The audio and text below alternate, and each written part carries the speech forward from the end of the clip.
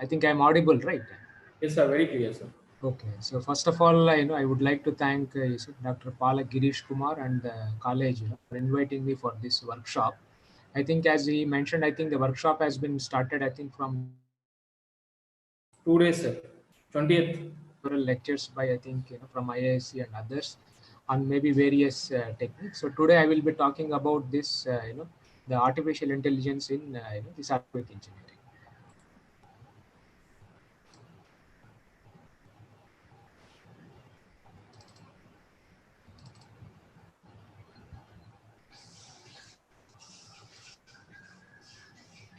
Yes. So I think it is visible, right, the screen Yes, also. sir. It is visible. Right, right, sir. Okay. So now basically I'm a structural engineer working in the area of earthquake engineering. So I will show some this neural network and machine learning applications in our earthquake engineering. So now before I start this, I would like to mention that if some of you are really interested in this subject and if you are very passionate about this area, there are a lot of textbooks are there written by very famous people which are available in the market, and there are several online videos are also there like in the YouTube, and several I think online lectures also are there like a lecture series kind of a thing. So if you're really interested in this subject, I suggest you see to go through these textbooks and then through these online videos, so you get a nice understanding about this subject. And of course, you see nowadays, all several toolboxes are available. Like in MATLAB, they have a neural network toolbox, with just some 5 or 6 lines, you can write your own, the code itself. Then Python also has a neural network toolbox. Then I think there are some commercial softwares also available in the market, which you can use it, to understand this subject in a better fashion. Now, whatever I'm going to cover, in from this book, that is Machine Learning Methods in Environmental Sciences.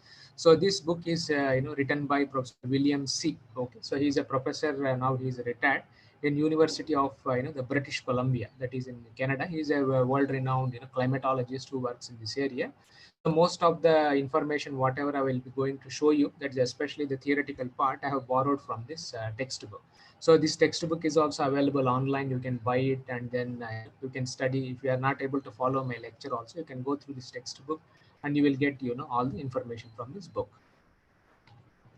So now in my today's, I am going to give you two talks. The first talk is on, the supervised learning. So that is on the regression analysis, where you want to predict something, say, for a given input kind of a thing. So essentially, so I'll be discussing in my lecture now.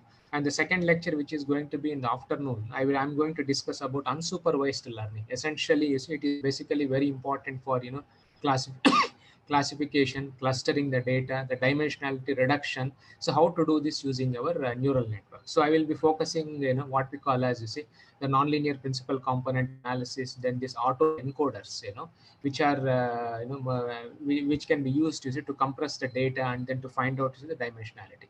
So these two I will be covering in my two of my lectures. Now coming to my first lecture, we will see the regression analysis.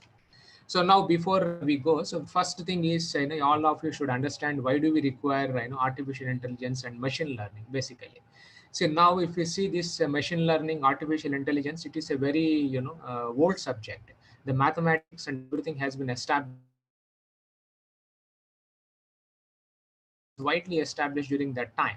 So in those days, what happened was, since the subject was very, very new, so there was a craze, to do this, apply this subject to your area. And people, there were some PhD thesis came, and then there were some research papers was there. But all these things, faded off also. Because then people started criticizing, this neural network is like a black box. There were not many applications was not there.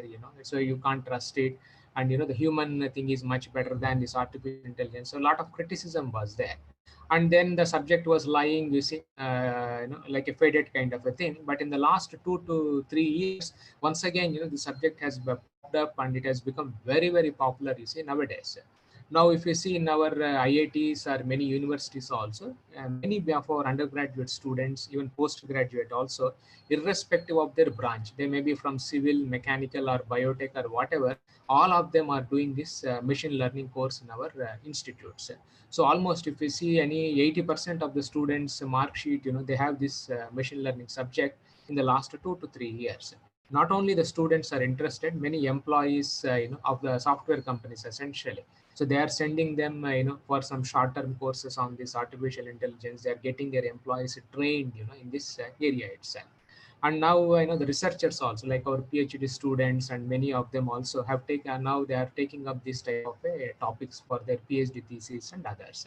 And now if you see the jobs in the job market also, many companies, they have created a new job in their company, what they call a data scientist is the designation of that job. So his job is essentially to look at the data and to use this machine learning artificial intelligence approaches and to draw some meaningful conclusions. And they're paid, it seems, very high, the salaries. So many people are competing, you see, for this type of jobs.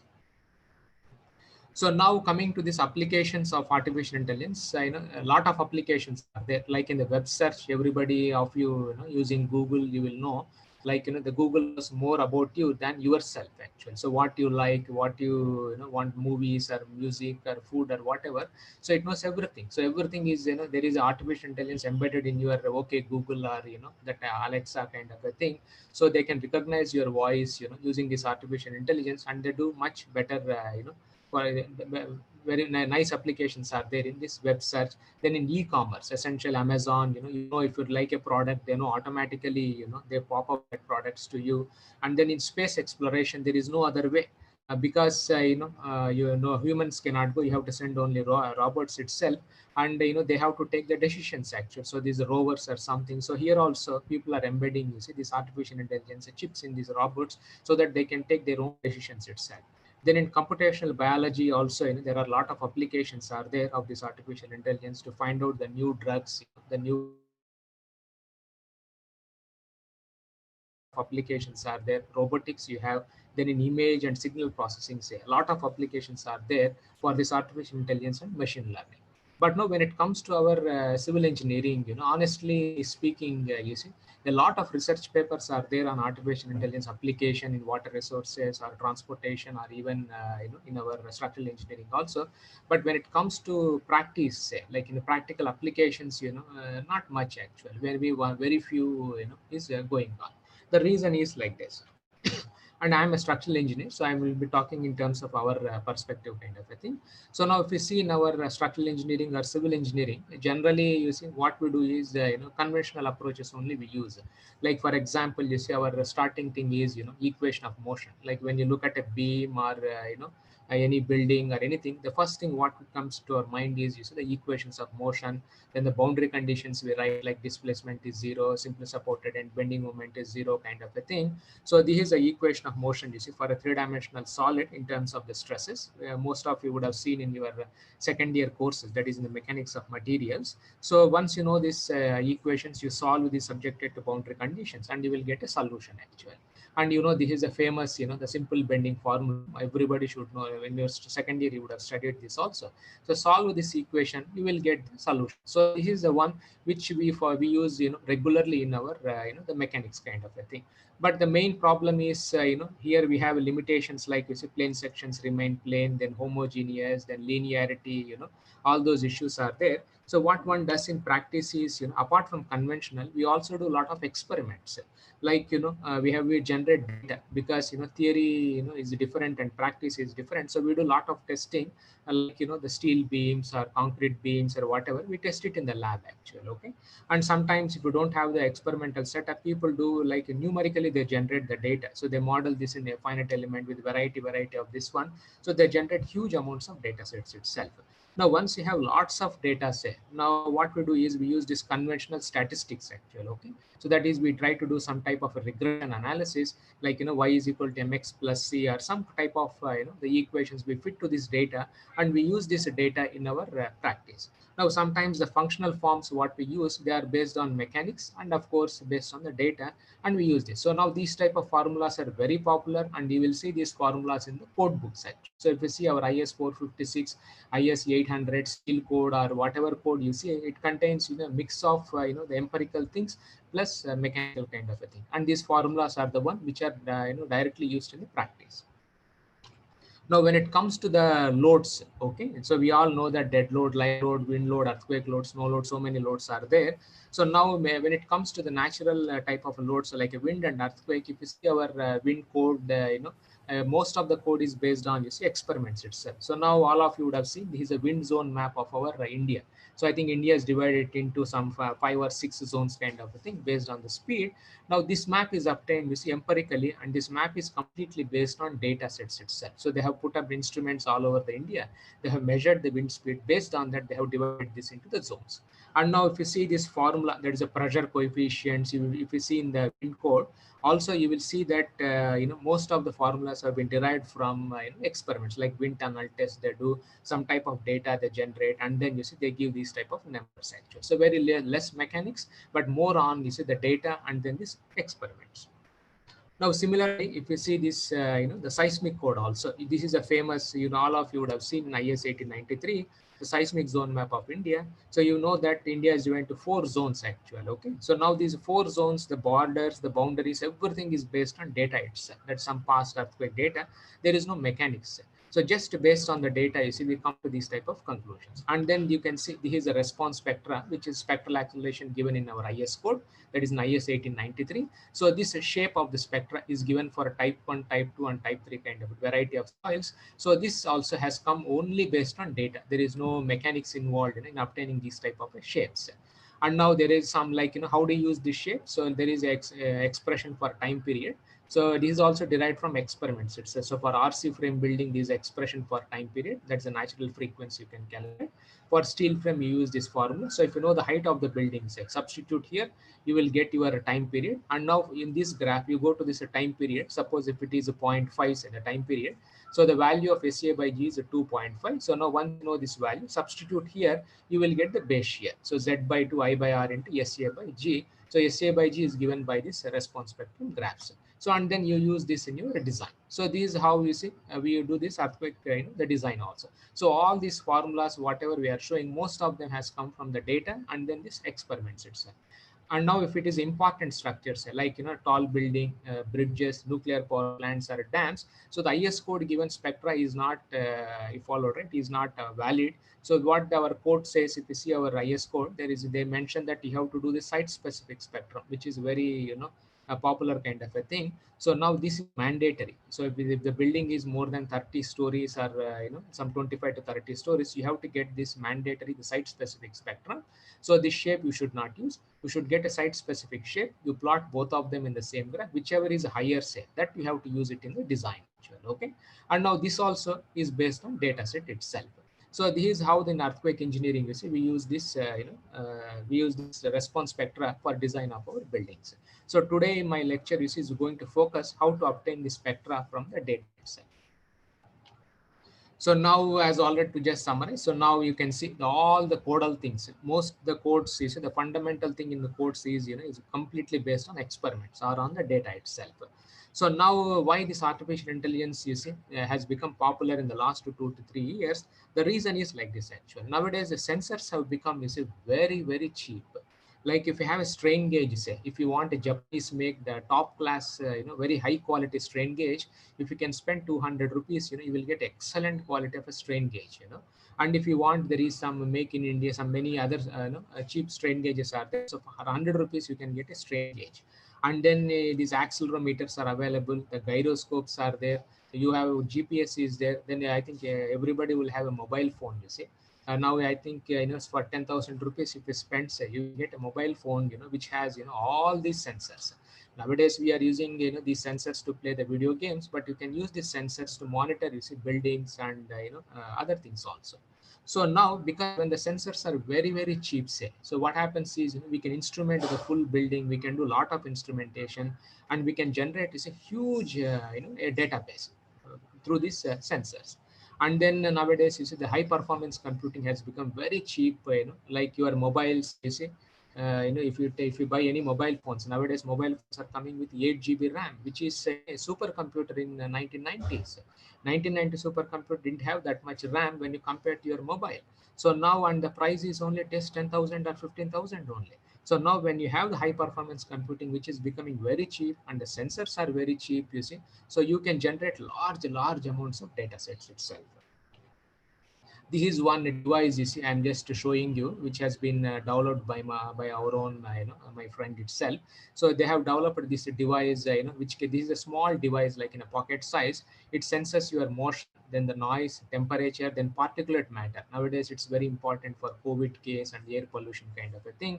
Relative humidity, it also detects, you see, the ultraviolet rays also. And this complete device, a small thing, it costs around 7,500 rupees only. And if you want to produce this in bulk, say, the price comes to almost, you see, 2,000 or maybe 3,000 rupees itself. So but just for 3,000 you can monitor, you see, all these the sensors itself. And then nowadays we have this what we call as rotational sensors. Now these sensors very cheap, 500 rupees, you will get excellent sensor in the market, and it can measure directly the rotation itself. That's the advantage of these instruments. And nowadays, there was like a soil profiles we used to do long back. That equipment used to cost something around 30 lakhs in 10 years back. But now, because of this cheap instrumentation, cheap sensors, now that 30 lakhs instrument can be manufactured, you see, for just 1 lakh rupees, or maybe, if you can produce it in bulk, say, it may cost something around, 50,000 rupees itself. So now things are getting very cheap. So obviously, you see, people would like to use these instruments. They would like to generate a lot of data, they would like to understand it in a better fashion. So now this is one Canton Tower I'm showing you. This is in China. So this is a building in Guangzhou. So this building is fully instrumented. So this building has a weather station. It measures temperature, humidity, rain, everything. Then they have an anemometer. Then they have a wind pressure sensor.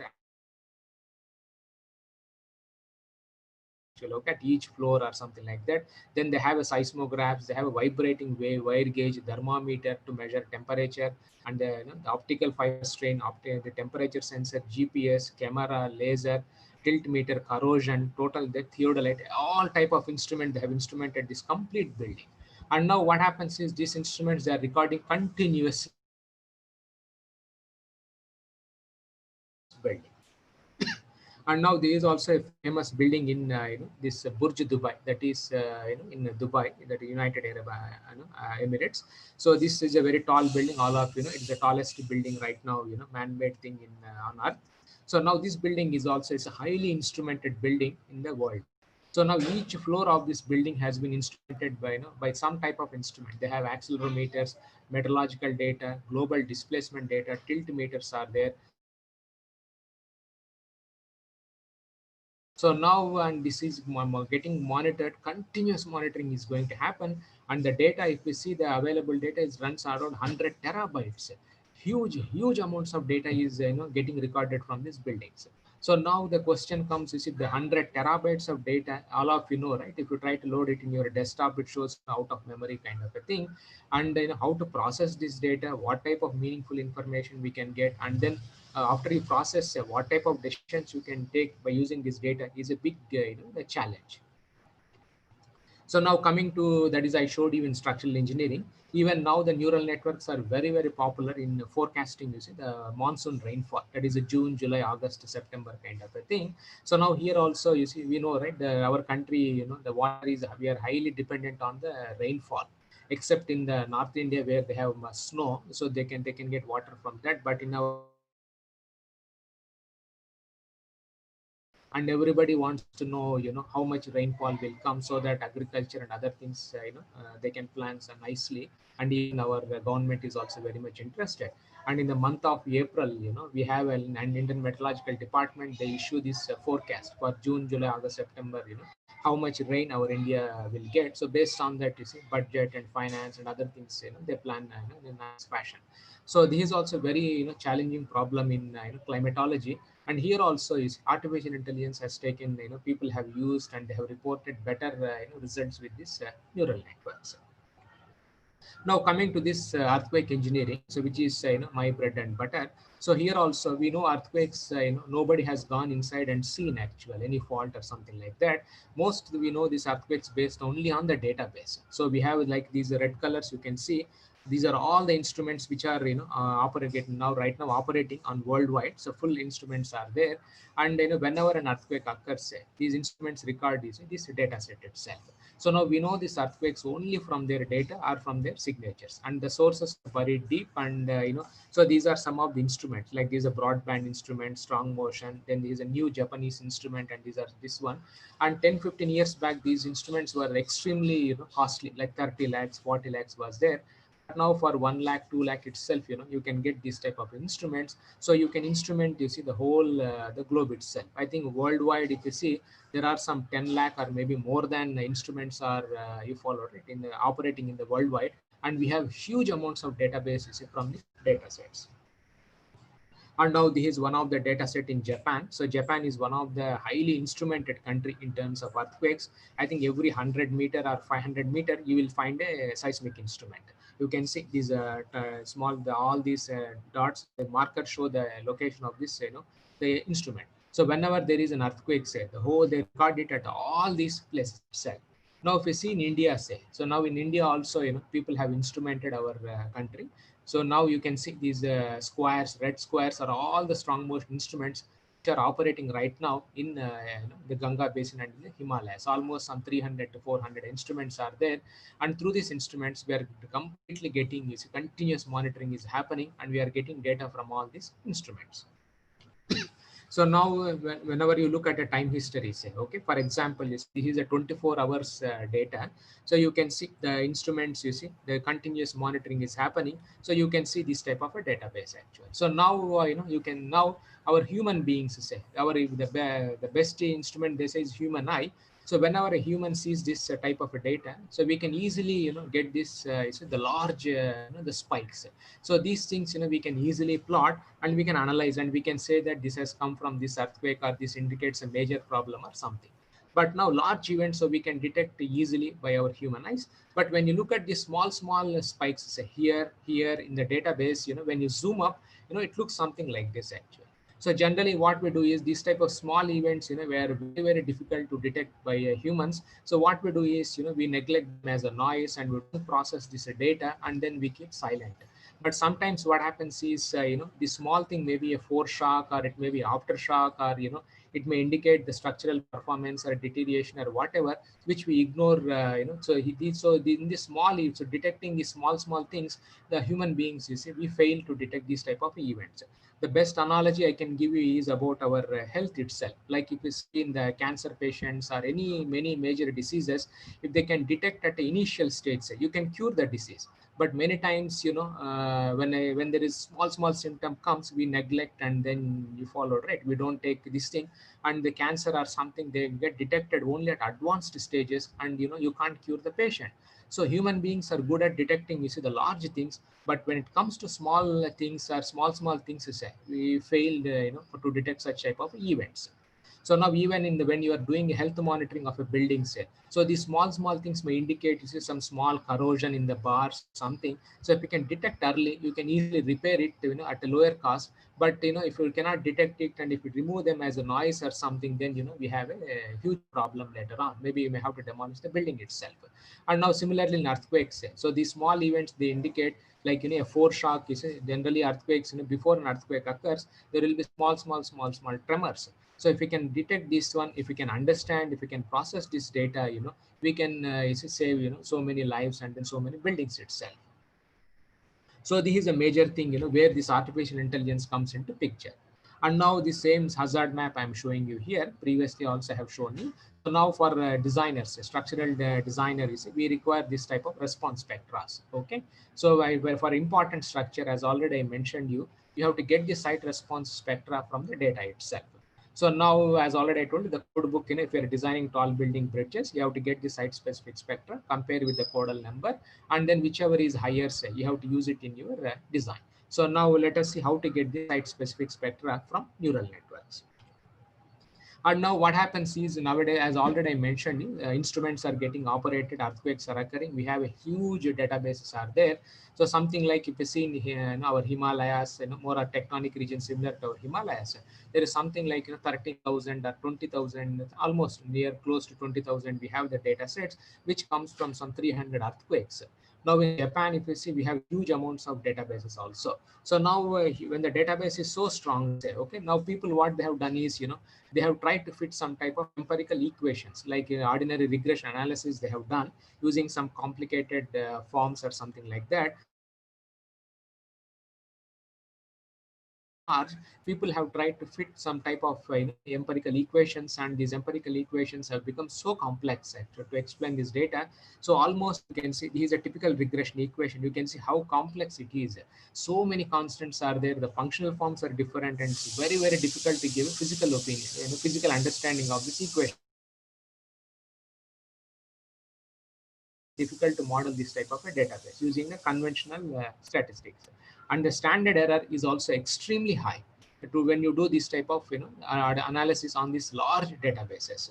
So now the question comes is, because the database is large, whether we can use this neural network, whether we can explain this database with very less unknowns and less standard error. So this is a question. So now coming to this neural networks, so now we will use the neural network to solve that problem. So just this is just a brief introduction about the neural network. So all of nowadays,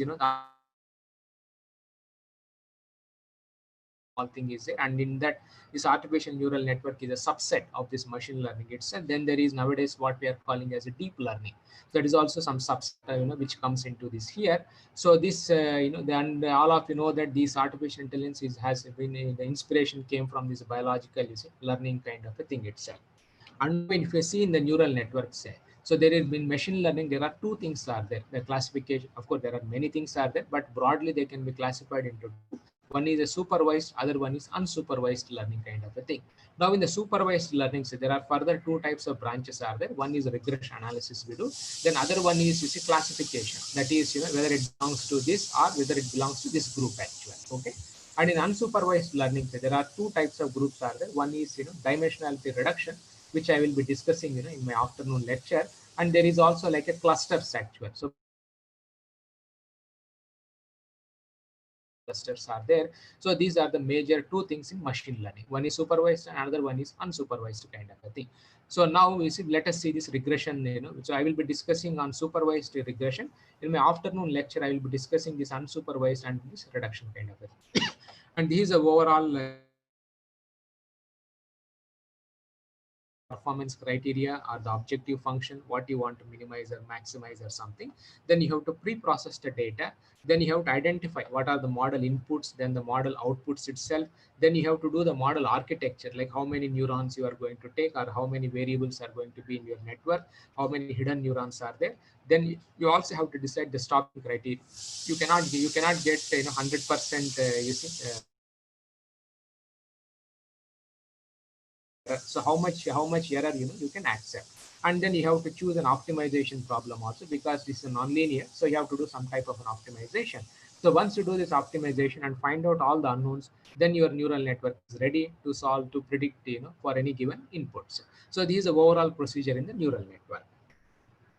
So to just have a literature kind of a thing. So this was the first thing which came in neural network. That is in 1943.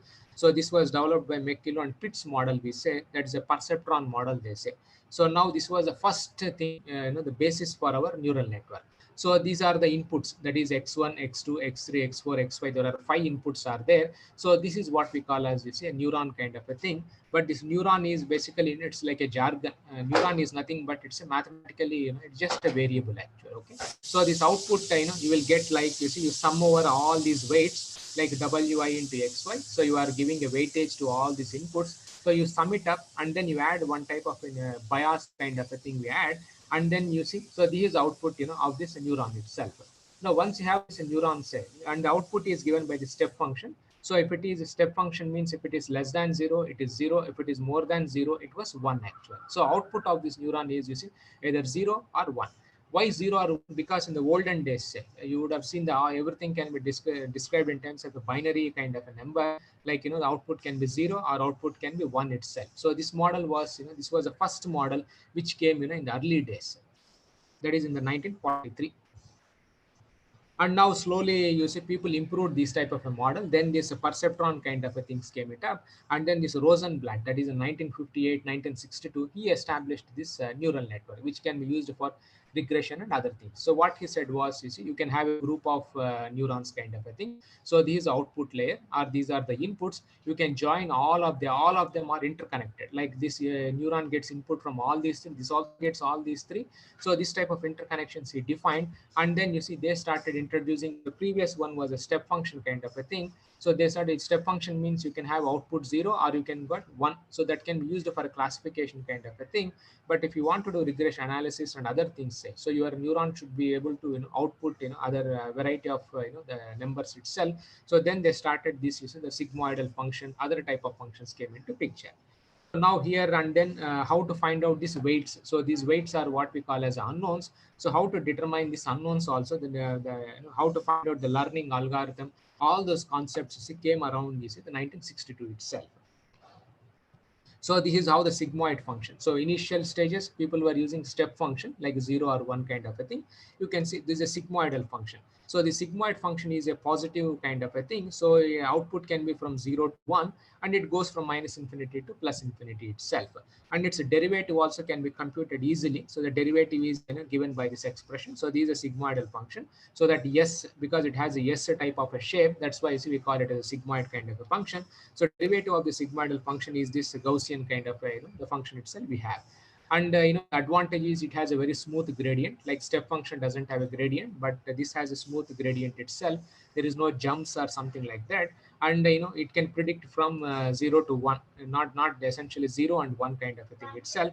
But only problem is when the x-axis is at very far away, actually, like 7.5, 10, or maybe minus 10 or 5. What happens, the gradient is almost there is no change in the gradient. So basically if the input is x, or if it is 10 also, you may get the same type of answer. So these like vanishing gradient at the far away places are very close to 0 also, you have a gradient kind of a problem is there, but it is much better than the step function. So one sigmoidal function people started, then one more function came is the hyperbolic tangent function. So a sigmoidal function output is from 0 to 1, but the hyperbolic tangents, you can go from minus 1 to 1. So you can have a positive output, negative output, and then you see near 0 also. All these three things can become captured by this, the tan hyperbolic function. So these are how the tan hyperbolic function comes, and this is its a derivative actually. It's more or less similar to the sigmoidal function. So if you compare the sigmoid and tan hyperbolic, so you can see sigmoid goes from 0 to 1, but whereas tan sigmoidal functions, it goes from minus 1.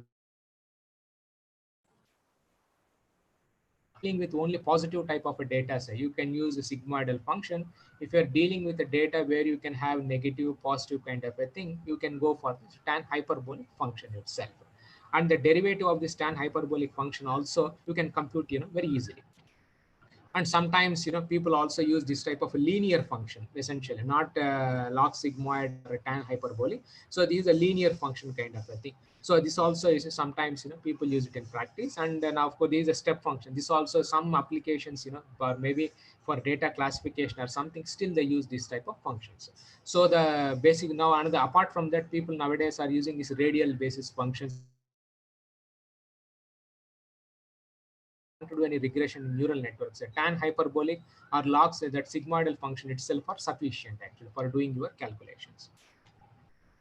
Now there is also one more we add in this neural network, that's what we call as bias kind of a thing.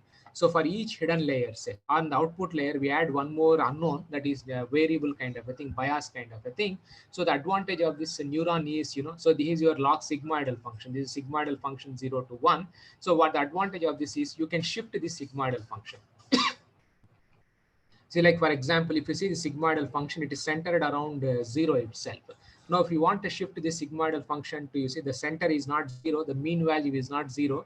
If you want to shift it to +5 or -5 kind of a thing, so this bias helps. So using this bias, if it is -5, you can see the bias is -5. So the center of this sigmoidal function is shifted from 0 to -5 kind of thing. If you add 5, say, so you can shift this, the mean value of your sigmoidal function with this bias. So now in our neural network, apart from the weights, we treat bias also as an unknown. So this also we find out from our optimization. So this is how a neural network works. So you have inputs. So x1, x2, x3, x1 like that, you see. We have some m inputs are there, say. And then this is a hidden layer. You can have 2 hidden layers or 3 hidden layers, or maybe 1 hidden layer itself may be sufficient. and these are the hidden layers here. So if the number of hidden layers is n, and here's the output layer. So now here the hj, for example, you see, so hj is given by f of, you see, these are all the weights. So from the input xi, say, it gets multiplied by w11, w12, then w13. So it receives input from all these three, the input layers, and then we multiply by the weights, and then we add a bias. And as already I told you, bias is only used to shift the log sigmoidal function from 0, -5, or +5 kind of a thing. And then you see this f is nothing but, you see, a tan hyperbolic or log sigmoid, or sometimes if you want to make it use linear also, you can try. So there is a function here. So now once hj comes in, now to calculate y, that is at this neuron, you use another function g. So this yk gets input from all these hidden layers. It doesn't get directly from the input layer. It gets information only from the hidden layers itself. And this also, you see, a tan hyperbolic or maybe log sigmoid or a linear kind of a function. So now here the unknowns are weights. So what is the weightage of this connection is unknown here. Then the bias, which is also unknown here. So and you have to find out from by minimizing the mean square error between the observed and the recorded data, observed data, and then simulated from the neural network. So like for example, if you have n is the number of input nodes, n is the number of hidden nodes, and k is the number of outputs. So the number of unknowns are, you see, m star n, that is m by n will be the weights, the connections here.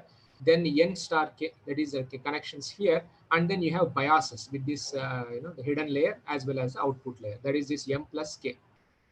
So the total number of unknowns you can calculate from this one. And if you want to do any regression analysis, generally you see the number of unknowns should be less than, you see, number of samples. Suppose if you are having a data for 100 samples are there, say, so the number of unknowns should never increase more than 100. Otherwise, it becomes, you see, overfitted kind of a thing, and it may lead to other kind of problems. So now you have to find out these unknowns w as well as b, so by minimizing this expression, that is this j. So j is nothing but the error, that is yk is the data, minus, you see, this is a one which is we got by simulating the neural network. So minimizing this, we get this type of unknowns. And there are several algorithms are there, many optimization algorithms, because it's a nonlinear process. So to find out these unknowns and biases, you have to use any optimization algorithms to get all these unknowns. So there are several algorithms are there. The famous is the backpropagation algorithm, most of Then there are many delta rule, generalized delta rule, many steep descent, conjugate gradient, a very many algorithms are available in the domain. Most of the algorithms is the starting point is a Taylor series expansion. Most of like if you want to find out g of w, so you write in terms of f of x plus h in terms of f of x itself. So you expand it in a Taylor series, and then you get this first derivative, you calculate these derivatives, and then you see you get how much the derivative has to be incremented. And these I am just showing some 4 algorithms actually. Okay, some algorithms go like this, some algorithms you see go like this, and this is a minima here. So you have to come to this point. So how you are going to do it actually? So there are conjugate gradient descent algorithm, generalized delta rule, many algorithms are there. You compute the derivatives, and then you see you find out this, you correct this weights in iterative fashion. And now this is how you see a neural network works. So first thing, you decide your inputs, outputs, and then the number of hidden layers. So now you assume some initial weights. Okay, now you take the input and then enter into the neural network. You calculate the output value, and then you find out the error. Now once you know the error is high, you correct the weights actual, okay, by these expressions, by the, as I told you, that back propagation algorithms or something, and then you adjust the weights. And once again you repeat these steps until error becomes, you see, something like an acceptable kind of a thing. Then you stop and you get all your weights and biases in the network. And now there are some challenges are there in while during the neural network, because it's highly non-linear. Sometimes you see objective function will have several minimas actually. So like for example, if you have assumed weights here somewhere, the starting point, so automatically sometimes your algorithm may converge to this point actually. So the algorithm may think this as the minimum, and you may be trapped in this local minima, but whereas the exact minima is 3 itself. And then sometimes you may have this type of a overfitting kind of a thing. So like if you see these black squares are there, you can see you have fitted a neural network, overfitting we say. But whereas if the dotted line and the data, if you see, it may be, you see, is the fitting kind of. So you should avoid this overfitting kind of a thing, and then you should avoid this the local minima itself. So nowadays, what we do is the back propagation algorithms, they are all local minimas. So there you get trapped in the local minima. Nowadays, global optimization procedures have come, like genetic algorithms, simulated annealing, neighborhood algorithms have come. So these algorithms, you don't need to calculate the derivatives, and these algorithms, they widely search the space, and then you may land up in a global minima itself. And then one more problem what we encounter in neural networks is, because large number of unknowns, what happens, you see, the training data, say when you give the data, when you use it in the training, it trains nicely, it fits nicely to the data, but when you check for a new data, say, then it goes wrong, or the error becomes very, very high actually. So this is also a very challenging thing when you are doing this optimization using these neural networks. And this is a typical plot. You see, once you get the output of a neural network, say, you generally do this type of analysis. We check for bias, we also check for the variance. So like you can see, this red one is the one which is the best solution here. So this model has low bias. Low bias means, you see, it is very, very close to the original solution. Variance means how much it is spread. That's what described by this variance itself. Like if you see this model, say, so this is low bias, because all the data points are very, very close to the solution itself. They are nicely spread around the actual solution, but they are all widely spread. So which means it has a very high variance.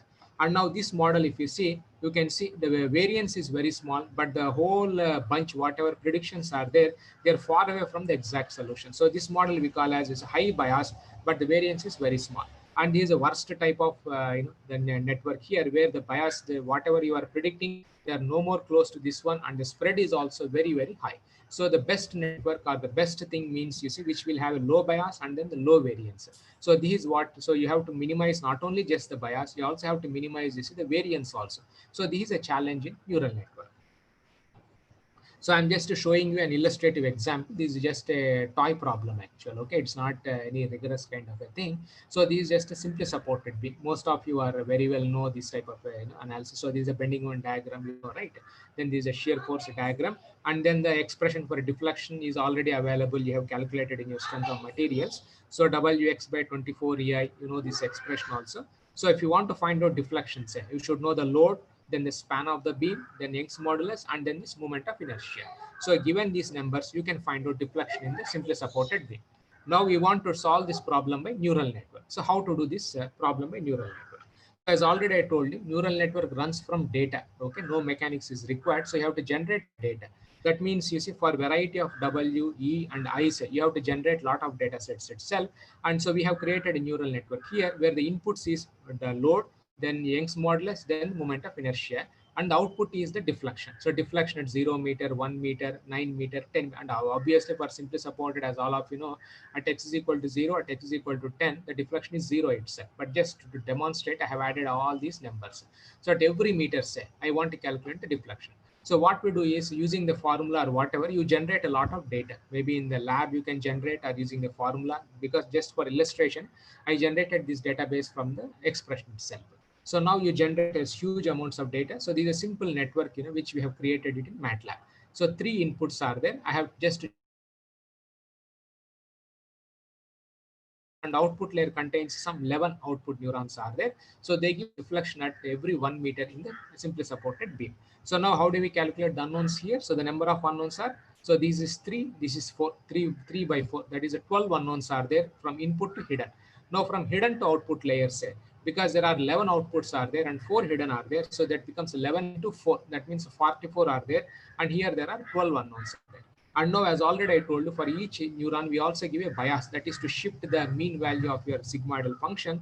So 4 hidden layers means, say, 4 biases are there, and output layer 11 means, you see, you are having this 11 biases are there. So the total number of unknowns in the model is, you see, 71.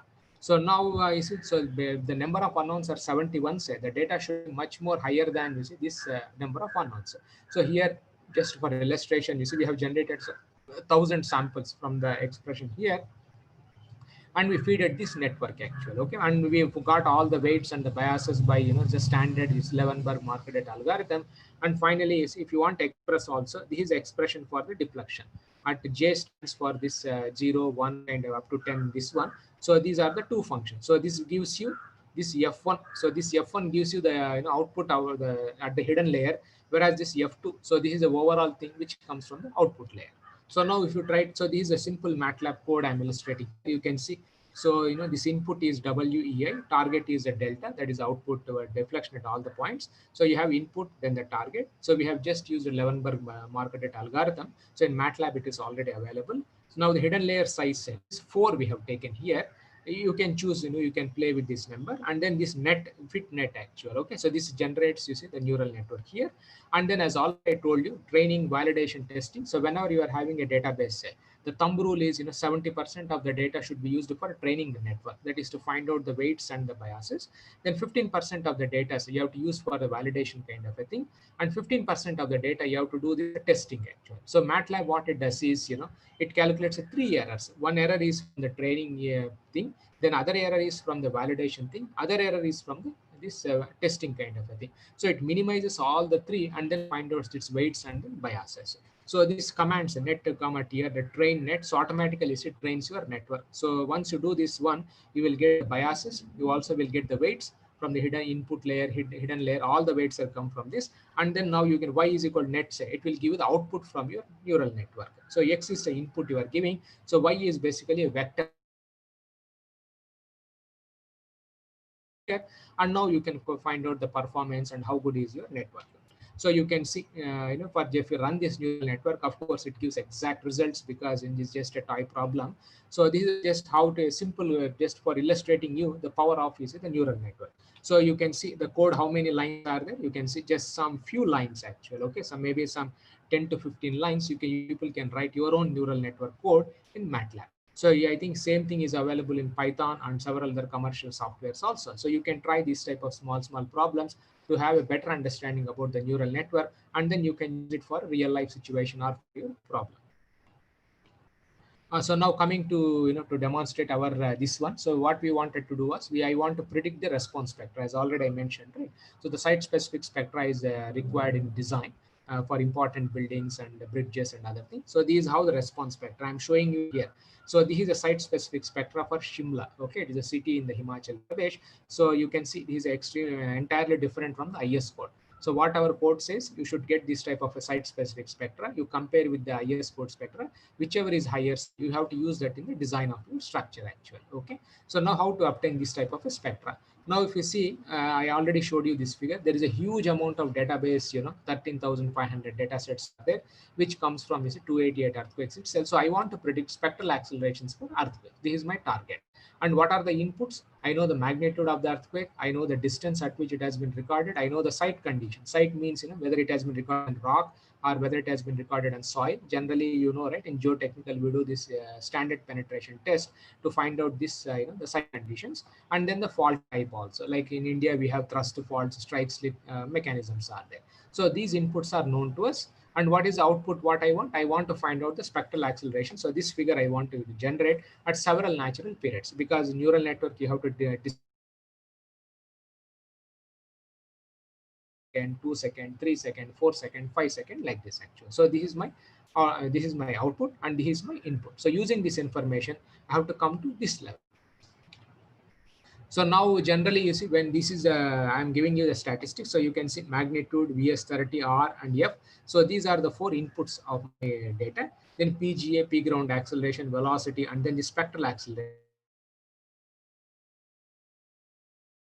network actually. So now generally whenever you do any regression analysis, okay, the first thing what anybody has to do with their data is you have to find out their mean, median, standard deviation, kurtosis, skewness, all the first 4 movements you have to report. The reason is as follows. See, generally, linear regression, you can do, no need to do any nonlinear regression. You can perform a linear regression, but if you want to do a linear regression, so the data should be normal actually.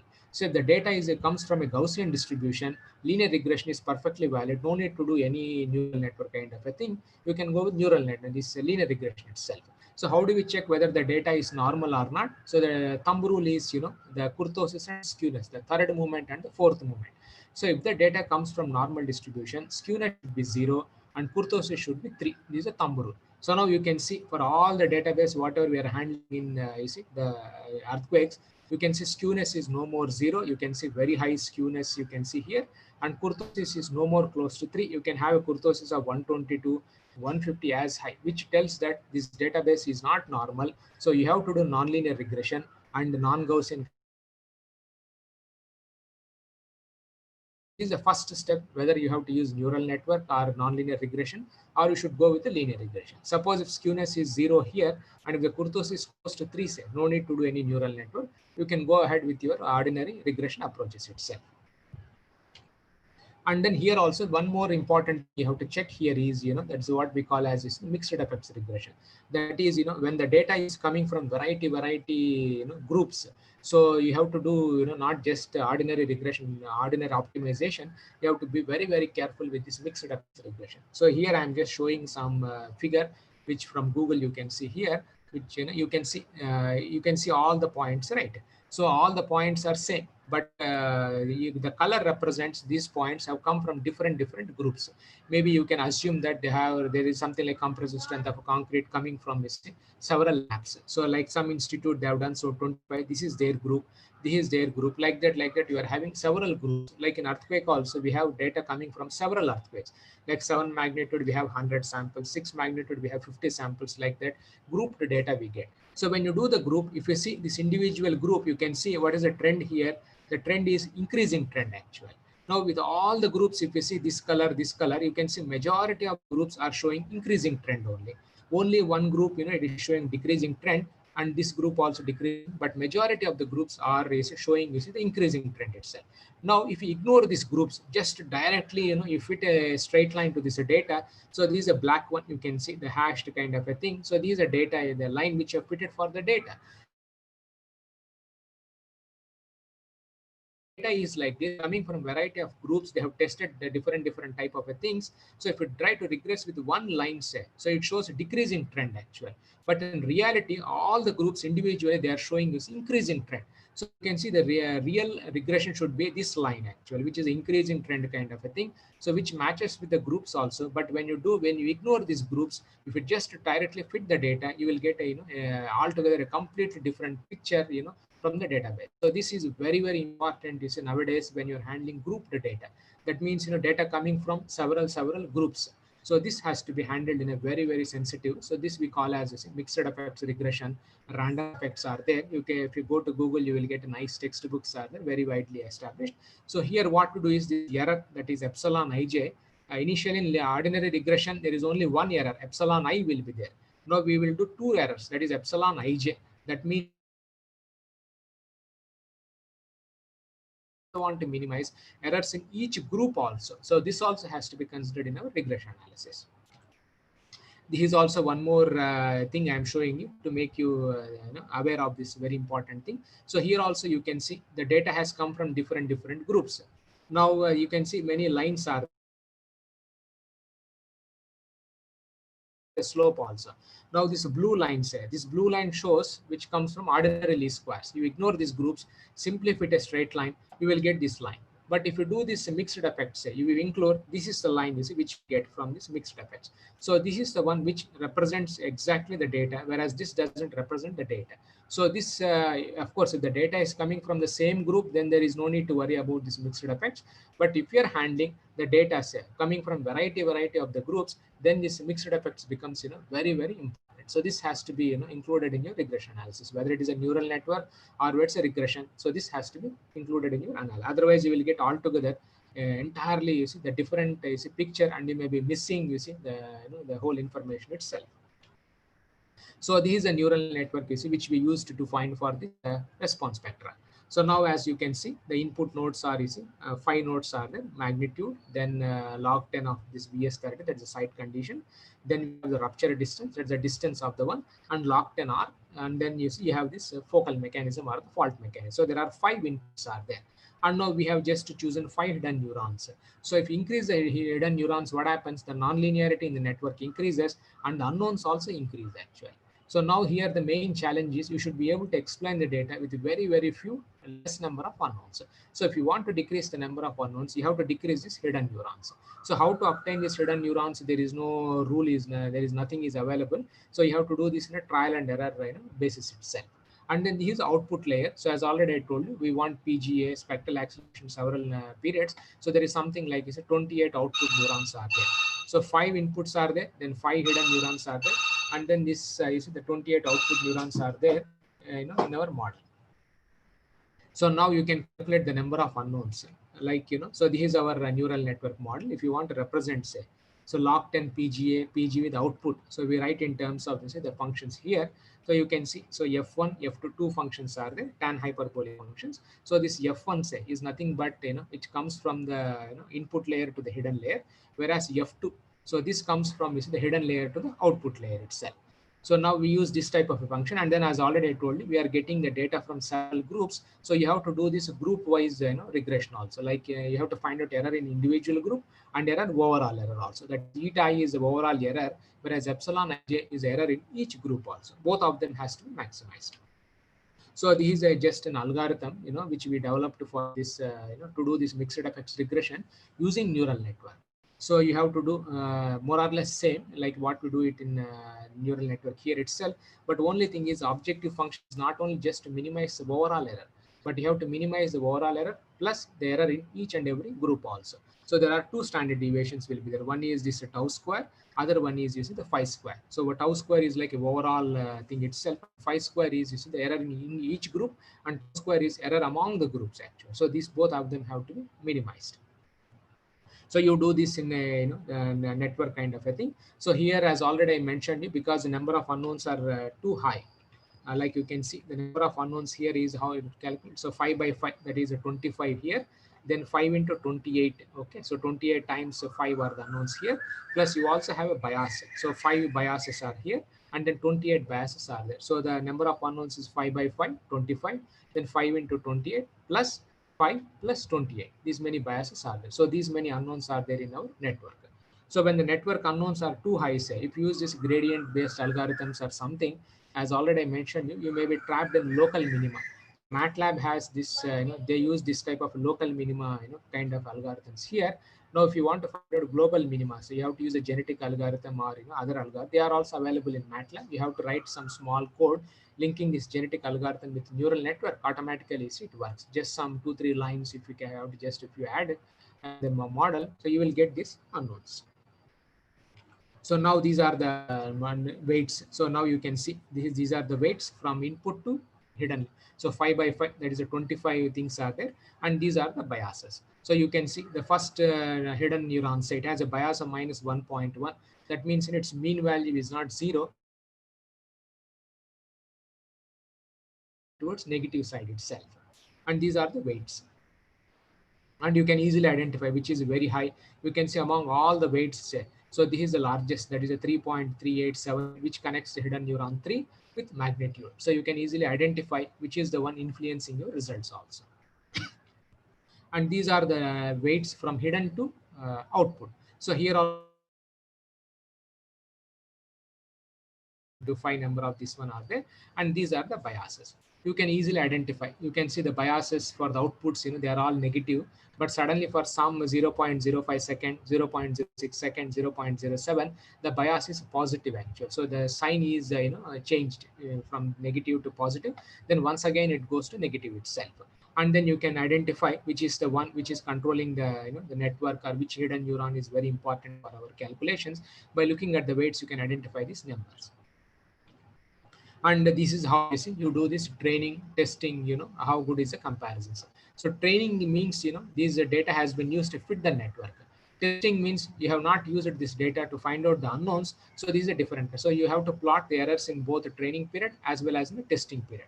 So if you do this testing and training, so if it is a good fit, say, so all the data should follow on this straight line. That is a slope is 45-degree slope followed. So now you can see the ideal fit means like this, but you cannot get perfect fit kind of a thing like 0% error because of some uncertainty in the database. But you can see in the testing part also, the training part, everything is concentrated over this itself.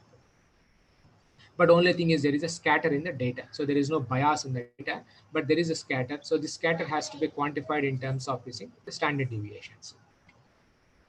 So this is how we measure the performance, like, how good is your neural network. The widely one used is this R, that is a correlation essentially. Okay, the correlation between the simulated one and the original database. Suppose the correlation is perfect, say, so you will get R value 1. So now that means you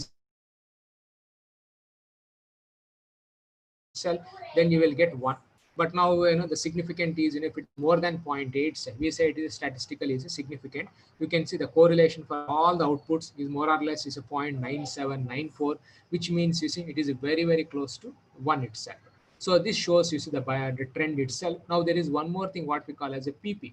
That is a percentage explained by you see your neural network. So it is calculated as 1 minus you see the mean square error divided by the original data variance. So it means you see, if it is close to 1, say, it means your neural network is able to explain the entire data. With the 100% data you can explain from your neural network. And if it is a worst fit, say, so this come close to 0, that means your mean square error is very extremely high. And if it is also 1, say, then this PP becomes 0 kind of a thing. So if it is a perfect fit, say, then MSR will be 0. Then you have almost close to 1 itself. So you can see the more or less, and for all the cases, you see it shows more than 0.89. So which means you see the things are the significant kind of a thing. Then there are other parameters like K and K dash. So here what they do is they compare these two lines. There is a predicted data versus this one. So the core, it is more or less like a correlation kind of a thing. So you find out is the multiply these two divided by the original value. And if it is significant, say, you have to use this point. Now, if it is the value lies between 0.85 to 1.15, we say that it is statistically significant. So you can see in all the cases, it is statistically significant itself. There is one more K dash is there. Simply thing is, instead of dividing by S, you divide by the Y actual. So the rule applies is same. You can see almost 1.99 it comes, so which means the neural network is statistically is a significant kind of a thing. Then there are other things like R square minus R naught square by R square. So many other things are there. R naught square, R dash naught square. You compare with the predicted data with the simulated data. You have to close this one. So all of the things you can estimate to find out whether your neural network is statistically significant or not.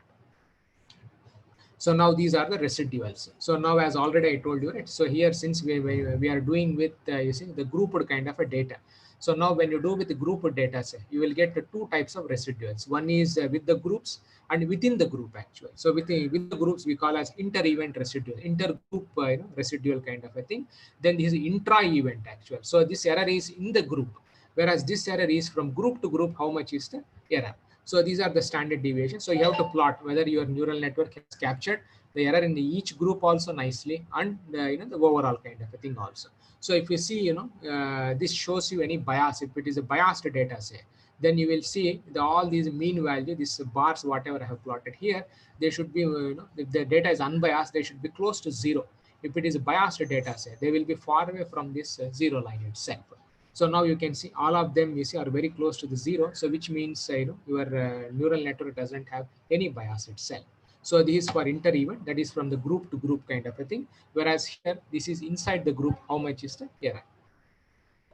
So now this is the standard deviations here. So this is inter-event, that is inter-group kind of a thing. From group to group, how much is the error? Then inside the group, how much is the error? So you can see obviously inside the group, you will have more number of errors because the samples are more in the single group. The number of groups are smaller than the number of data sets itself. So because the sample size is small, so inter-event will be small, whereas intra-event will be very high actually. So now if you want to find out the total standard deviation, say, you square the square root of the tau square plus you see this phi m square will give you the total standard deviation. So now you can see that these are the traditional equations I'm showing here, which we have obtained from the standard statistics by fitting some type of the functional forms. So these are the errors. You can see the errors 0.75, 0.66, 0.75, almost they're all more than 0.5. But with our neural network, say, you can get 0.3. The error has significantly reduced, almost 50% or 60% of the error. The neural network is able to reduce the error, and it is able to capture nicely the patterns in the database itself. And the advantage is, you see, in the traditional equation, say, this much error we got from 800 unknowns are there in the model. But whereas here with some 192 unknowns, we are getting this much of the variance. So generally, when you are having several models, say, if you want to decide which is the best model, there are two criteria. One is, you see, the number of unknowns should be small, and then the error also should be small actually. So if you can explain the data with less number of unknowns and then with low variance, that is a winner actually. So that is the best model here. So now by using neural network here has satisfied both the criteria. So this is from the ordinary statistics, and this is from, you see, and this is also nonlinear regression. This is also from neural network. So you can see the number of unknowns from 800 or 600 unknowns, we have reduced to 190 only. And then the standard error say from 0.75, 0.8, the error is 0.3 itself, which shows the neural network is a very significant, and it is capable of, you see, modeling the database. So now you can also do this sensitivity actually, like, which input parameters, influences the output. So there is some Garson's algorithm is there. It is just, we find out the ratio of the weights, like from hidden layer to, the output layer, where you find out the weights. Then you have the weights from output inputs to the hidden layer. So you multiply them, norm you take, and then you see you divide one by one cell. So automatically, see, you will get this Ri, that is the influence factor. So now you can see the whole, all the, we are having 5 input nodes: magnitude, then distance, log 10, and then the site condition, and then you see the focal mechanism is here. So it appears that the most influencing parameter is this magnitude. You can see 50% actually. So 50% of the output is explained by magnitude itself, whereas 27% is captured by this log 10 R. Then 11 is from R, then 6 is from the site condition, and this is a focal mechanism. You can easily identify, like, whether, so the focal mechanisms, the fault types, it doesn't influence the data much. So if you make a mistake also, say, like, instead of one thing you have typed something else also, your results are not going to change much. But if you magnitude, if you make a mistake, then the whole your values are going to change. That is the meaning of this statement set. Okay. So this also you can find out from our Garson's algorithm, which is also available in MATLAB. The small code is there. It's a function. So if you just type that function, you can find out this sensitivity also. So now this is how you see the neural network gives the patterns. See, from the neural network, this way we have plotted for 3.5, 4.5 several magnitudes as a function of distance. Say, you can see the graphs looks like this. We all know, right? Like, as a distance, as you move far away from the earthquake, say, obviously the value should decrease. So you can see that pattern also is a neural network gives. But when you are very close to the fault, say, you can see some type of saturation. It is already observed in the field. Neural network also captures this type of the phenomena. And these are the networks we do for with respect to magnitude. We all know that as magnitude increases, the numbers also should increase: PGA, PGV, and spectral acceleration. So here also you can observe this trend. So neural network also gives this type of a trend, and it captures nicely in a nice fashion. And if you try to compare this neural network, say, from a standard statistical equations, there are many people have developed this very world famous database itself. So we choose this database to demonstrate that neural networks are superior to conventional regression. So that's why you see we choose this database, and many people have worked on this database. They have fitted these type of equations.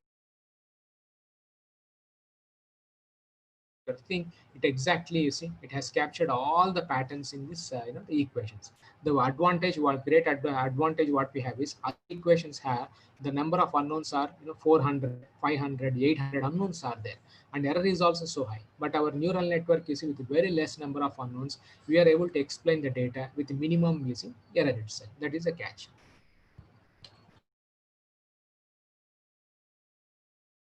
Is a response spectra, so which is what is used for the designers.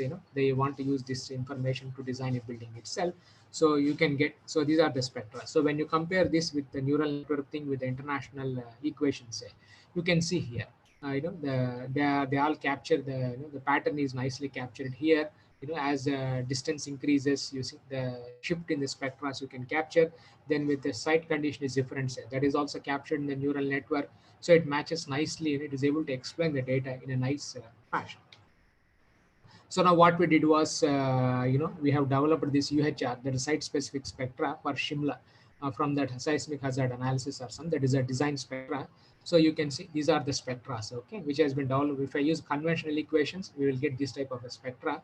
When we use from our neural network, say, so you will get this type of a spectra, in this analysis. So you can see the site-specific spectra. So neural network also gives you see a nice things when you compare with this spectra itself. So now whatever I spoke in this lecture, So that is already we have published in a paper. So I hope all of you would have followed this one.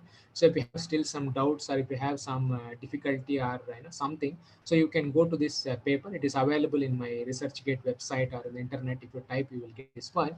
And whatever I spoke, so like the mixed effects regression, the data sets, large data sets and the site specific spectra, it is available in this paper. So you can go to this paper and you can see, and if you have any doubts, you can ask me also. So with this, I will stop my lecture here.